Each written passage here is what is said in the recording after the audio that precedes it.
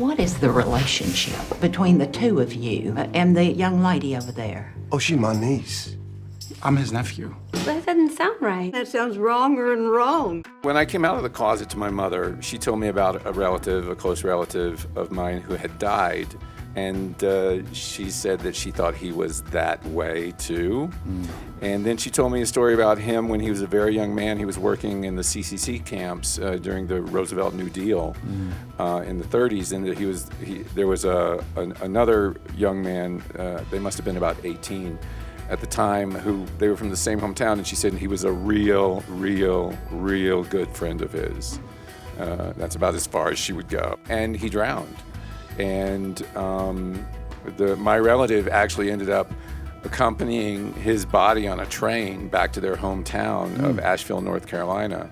And there was something so tragic and poetic about that. And I'm from the South, and I'm a playwright, so I have an inner Tennessee Williams that just sort of started churning through this particular scenario and what it might have been and what it could have been, and that's where it came from. I got a beautiful script by Alan. It's got sparkling dialogue and it's beautifully wrought, and I knew I wanted to do it from the moment I read it. And then we got on the phone together, and we both had really strangely similar stories and reasons for wanting to make it, and it's a sort of marriage made in heaven, really. You're gonna be the person you decide to be, or you're gonna be the person everyone else tells you are. You get to choose. Can I come visit you sometime?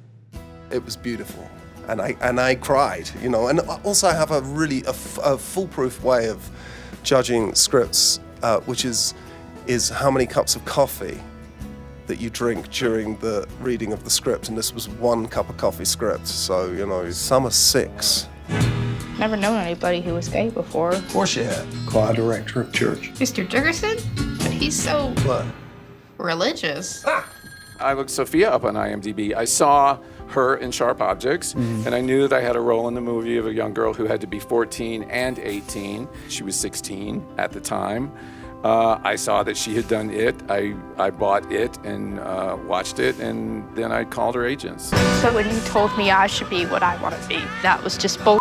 It was so different from the stuff that I usually do, so I felt like this was just the perfect opportunity. It's a lot of fun working with such talented actors. And it's also, they're so much older than me, you know, they're much more experienced. Calm down. I didn't mean it like that. I'm used to working with people my age, Right. but it was very different from what I was used to. But it was, you know, I felt like I could learn a lot from them. This whole thing is kind of like a learning experience, and I try to take every job as an experience to learn more.